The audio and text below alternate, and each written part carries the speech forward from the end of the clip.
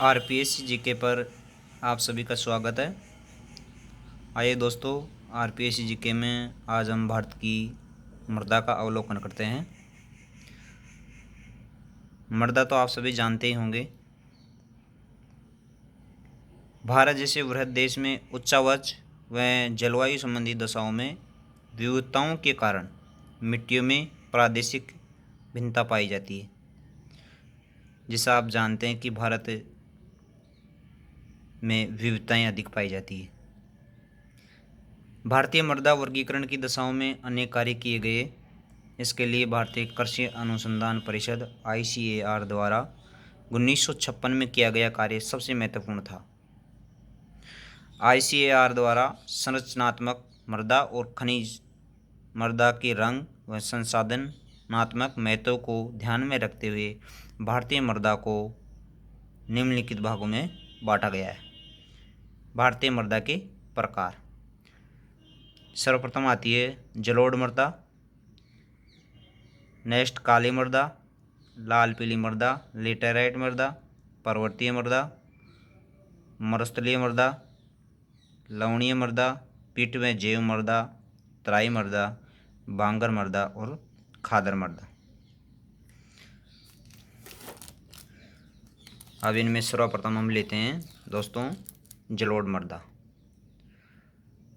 जलोढ़ मृदा, इस मृदा का विस्तार भारत के कुल क्षेत्रफल के लगभग 43.4% भाग में है। जलोढ़ मृदा में रेत, गाद, मृत्तिका जिसे क्ले बोल सकते हैं के भिन्न भिन्न अनुपात होते हैं। इस मृदा का निर्माण नदियों द्वारा लाए गए तलछट के निक्षेपण से हुआ। इस प्रकार यह एक अक्षेत्रीय मृदा है। प्रश्न बन सकता है आपका, निम्नलिखित में से भारत की कौन सी मृदा अक्षेत्रीय मृदा है? तो आपका जवाब क्या होगा? जलोढ़ीय मृदा या जलोढ़ मृदा। ये मिट्टी मैदानों, डेल्टा प्रदेशों व गिरिपाद मैदानों में प्रचुर मात्रा में पाई जाती है। इसे बांगर व खादर में विभक्त किया जा सकता है। जलोढ़ मृदा को जलोढ़ मृदा के दो प्रमुख क्षेत्र हो, उत्तर का विशाल मैदान और तटवर्ती मैदान। प्राचीन जलोढ़क को बांगर कहते हैं। इसमें कैल्शियम कार्बोनेट और कंकड़ होता है। रंग काला या भूरा हो सकता है। यह मृदा उपजाऊ होती है। खादर मिट्टी से यह लगभग 30 मीटर की ऊंचाई पर मिलता है। नवीन जलोढ़क को खादर कहा जाता है। जलोढ़ मिट्टी में पोटास, फास्फोरिक अम्ल, चूना व कार्बनिक तत्वों की अधिकता है तथा नाइट्रोजन और ह्यूमस की कमी पाई जाती है। इस मृदा को 3 भागों में विभाजित किया गया है, तराई, बांगर और खादर। आप जान ही गए होंगे बांगर किसको कहते हैं और खादर किसको कहते हैं।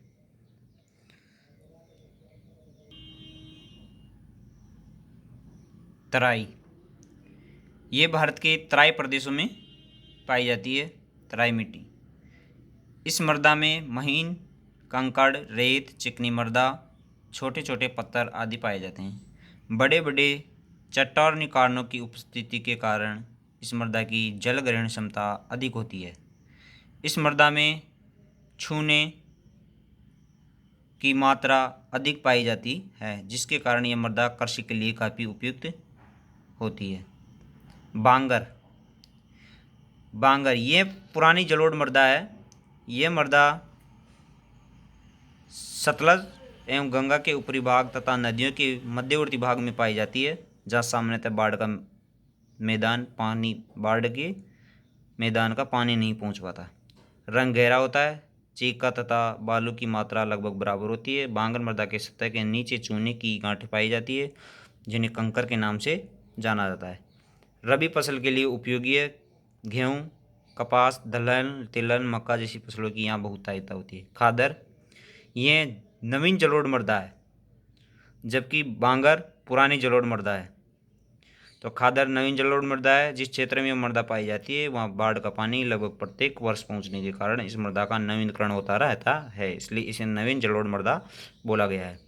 इस मृदा में सिल्ट व क्ले तुलनात्मक रूप से अधिक मात्रा में पाई जाती है। रंग हल्का होता है। विस्तार निम्न गंगा के मैदान, ब्रह्मपुत्री घाटी और डेल्टा क्षेत्रों में है। यह मृदा खरीफ फसलों जैसे चावल, जूट की कृषि के लिए विशेष रूप से उपयोगी होती है। काली मिट्टी। काली मिट्टी का निर्माण बेसाल चट्टानों के विखंडन से हुआ है। काली मिट्टी के कण बारीक होते हैं। इसे रेगूर या कपासी मिट्टी भी कहा जा सकता है। मृदा का रंग लाल होता है। क्यों होता है? टिटानिफेरस लवणों की उपस्थिति के कारण। काली मिट्टी कपास की खेती के लिए उपयोगी होती है। उपनाम रेगूर मृदा भी होता है। शुष्क कृषि के लिए यह सबसे उपयुक्त होती है, नमी धारण करने की क्षमता के कारण। काली मिट्टी, इसमें कपास, मोटे अनाज, तिलहन व सूर्यमुखी अंडी सब्जियां, खट्टे फल की कृषि होती है। गीली होने पर चिपचिपी होती है, लेकिन शुष्क होने पर सिकुड़ने के कारण लंबी गहरी दरारें पड़ जाती है। लोहा, चूना, potash, aluminium, calcium, magnesium carbonate प्रचुर मात्रा में होता है। नाइट्रोजन, फास्फोरस और कार्बनिक तत्वों की कमी पाई जाती है। मुख्यतः ये महाराष्ट्र, एमपी, उत्तरी कर्नाटक और उत्तरी आंध्र प्रदेश और दक्षिणी पूर्वी राजस्थान में पाई जाती है। नेक्स्ट आती है हमारी लाल पीली मृदा, जो उच्च भूमि पर बाजरा, मूंगफली और आलू होता है इसमें, और निम्न भूमि पर चावल, रागी, तंबाकू तथा सब्जियों की खेती की जा सकती है। ऊंचाई वाले भागों में ये पतली, कंकरी और हल्के रंग की होती है। निम्न भागों में गहरे रंग और तुलनात्मक रूप से अधिक उपजाऊ होती है। इसमें घुलनशील लवणों की पर्याप्तता व फास्फोरिक अम्ल, कार्बनिक तत्व, जैविक पदार्थ, चूना व नाइट्रोजन की कमी पाई जाती है। लेटेराइट मिट्टी,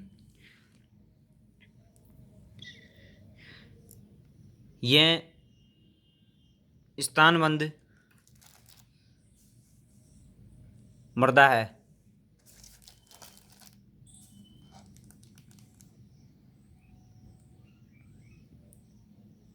निर्माण लेटेराइट मिट्टी का 200 सेंटीमीटर या अधिक वर्षा वाले क्षेत्रों में चूना और सिलिका के निश्चालन से इसमें लोह ऑक्साइड व एल्युमिनियम ऑक्साइड की प्रचुरता है व नाइट्रोजन, फास्फोरिक अम्ल और पोटास, चूना और कार्बनिक तत्वों की कमी होती है। जबकि लाल मिट्टी में फास्फोरस अम्ल, कार्बनिक तत्व, जैविक पदार्थ और चूना और नाइट्रोजन की कमी होती है। यह लेटेराइट मिट्टी ये विशिष्ट प्रकार की ईंट वाले लाल रंग की होती है। यह मृदा उष्णकटिबंधीय वर्षा वाले क्षेत्रों में अधिक पाई जाती है। निर्माण लेटेराइट मिट्टी का अधिक वर्षा के कारण लेटेराइट चट्टानों पर अपक्षलिति यानी लीचिंग की क्रिया के फलस्वरूप हुआ है। लेटेराइट मिट्टी उर्वरा शक्ति लाल मृदा से कम है। मोटे अनाज, दलहन और काजू की कृषि की जाती है। सर्वाधिक विस्तार इसका केरल और कर्नाटक में है। मुख्य रूप से लेटेराइट मिट्टी पूर्वी और पश्चिमी घाट, राजमहल की पहाड़ियाँ, केरल और कर्नाटक के कुछ वाह्य प्रदेश, असम के कुछ क्षेत्र और मेघालय के पठार में पाई जाती है। अम्लीय होने के कारण इस मृदा में चाय की कृषि की जाती है। पर्वतीय मिट्टी, पर्वतीय मिट्टी का उपनाम है वनीय मिट्टी, जैसा कि आप जानते भी होंगे। इस मिट्टी की प्रकृति में भिन्नता पाई जाती है कि जैसे जलवायु और परिस्थिति के अनुसार। पर्वतीय ढालों पर विकसित होने के कारण इस मृदा की परत पतली होती है। अम्लीय गुण होता है पर्वतीय मिट्टी में, हुमस की अधिकता के कारण होता है। इसमें कृषि के लिए उर्वरक डालने की आवश्यकता होती है। पोटास, फास्फोरस और चूने की कमी होती है। विस्तार पर्वतीय मिट्टी का आप सभी समझते होंगे, पर्वतीय मिट्टी मतलब जहाँ पर्वत है वहाँ।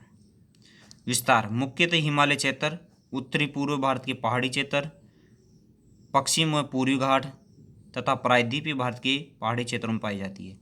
मिश्रित फल, गेहूँ, मक्का, जौ की खेती के लिए यह उपयोगी है। भारी वर्षा वाले क्षेत्रों में हुमस की अधिकता के कारण इस क्षेत्रों में चाय, कॉफ़ी, मसाले तथा उष्णकटिबंधीय फलों की खेती संभव है। पोटास और फास्फोरस और चूने की कमी पाई जाती है इसमें। शुष्क मरुस्थलीय मिट्टी, यह मृदा 50 सेमी से कम वार्षिक वर्षा वाले क्षेत्रों में पाई जाती है। ये लगभग 1.42 लाख वर्ग किलोमीटर क्षेत्र में शुष्क और अशुष्क क्षेत्रों में विस्तृत है।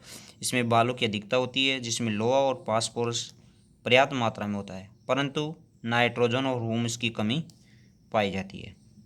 गेहूं और कपास का उत्पादन होता है। हाल के वर्षों में राजस्थान के श्री गंगानगर जिले में धान और गन्ने की भी कृषि प्रारंभ की गई है।